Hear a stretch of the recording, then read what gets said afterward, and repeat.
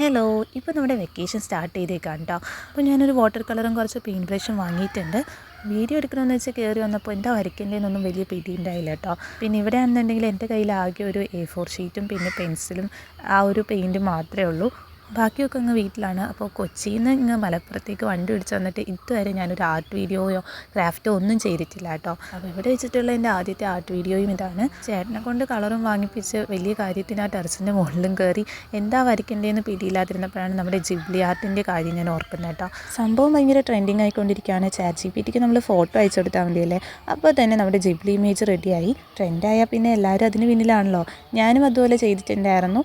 പിന്നെ ഒരു ആർട്ടിസ്റ്റ് ആകുമ്പോൾ നമ്മൾ തന്നെ അത് ക്രിയേറ്റ് ചെയ്യുക എന്നുള്ളത് ഒരു രസമാണല്ലോ. അങ്ങനെ പിന്നെ ഒന്നും ആലോചിച്ചില്ല, ഞാനും ചേട്ടനും കൂടിയുള്ളൊരു ഫോട്ടോ അങ്ങ് റെഫറൻസ് ആയിട്ട് എടുത്തു. ആദ്യം ഔട്ട്ലൈനൊക്കെ ഞാൻ സെറ്റാക്കി കൊടുക്കാം കേട്ടോ. പിന്നെ ഇപ്പോൾ കുറേ നാളായി പെൻസിലൊക്കെ ഇങ്ങനെ പിടിച്ചിട്ട്, അതുകൊണ്ട് തന്നെ ശരിയാവുമെന്നൊന്നും എനിക്കറിയില്ല. എന്നാലും ഒരുവിധം സെറ്റാക്കി എടുത്തെന്നാണ് എനിക്ക് തോന്നുന്നത്. ഫൈനൽ ലുക്ക് കണ്ടിട്ട് എങ്ങനെയുണ്ടെന്ന് നിങ്ങൾ പറയണം കേട്ടോ. പിന്നെ ഞാൻ ഡൂംസിൻ്റെ വാട്ടർ കളറാണ് യൂസ് ചെയ്യണത്. അങ്ങനെ ഔട്ട്ലൈൻ വരെയൊക്കെ കഴിഞ്ഞു. ഇനി നമുക്ക് ചായം പൂശാല്ലേ. ഇതിലും കുറച്ച് കൺഫ്യൂഷനായിരുന്നു ഏതൊക്കെ കളർ അടിക്കണം എന്ന് ഓർത്തിട്ട്. പിന്നെ എനിക്കൊരു എന്താ പറയുക, നമ്മുടെ ആ ഒരു ഫോട്ടോയുമായിട്ട് ചേർന്ന് പോകുന്ന രീതിയിൽ തോന്നിയ കുറച്ച് കളർ എടുത്ത് അങ്ങ് അടിച്ചു. പിന്നെ ആദ്യം പറഞ്ഞില്ലേ, ഈ ഒരു കളറും പിന്നെ കുറച്ച് A4 ഷീറ്റും മാത്രമേ ഇവിടെ ഉള്ളൂ. നമ്മുടെ ഡ്രോയിങ് ഷീറ്റ് അല്ലാത്തതുകൊണ്ട് അതിൻ്റേതായിട്ടുള്ള കുറച്ച് കുറവ് എനിക്ക് തോന്നിയായിരുന്നു. വേറെ ഒന്നല്ല, നമ്മൾ കളർ ചെയ്യുമ്പോൾ ഈ പേപ്പർ ചെറുതായിട്ട് ഇങ്ങനെ ചുളുങ്ങുന്നത് പോലെ തോന്നിയിട്ടോ. പക്ഷേ ലാസ്റ്റ് സംഭവം സെറ്റായിട്ടുണ്ടായിരുന്നു.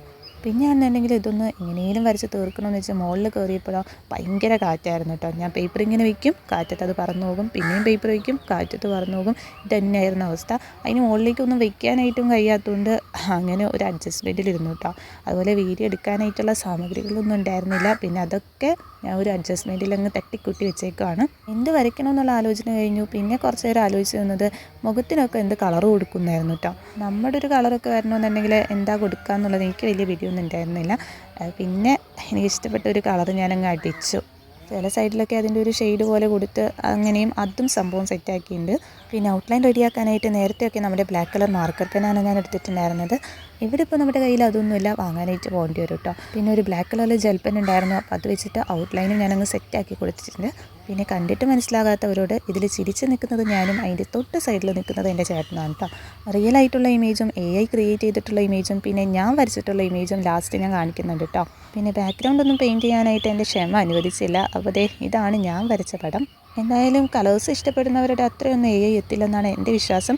പിന്നെ നിങ്ങൾക്ക് ഇഷ്ടമായില്ല എന്നുള്ളത് കമൻറ്റ് ചെയ്യാനായിട്ട് മറക്കരുത് കേട്ടോ. അങ്ങനെ ഇന്നത്തെ പരിപാടി കഴിഞ്ഞു. Thank you for watching.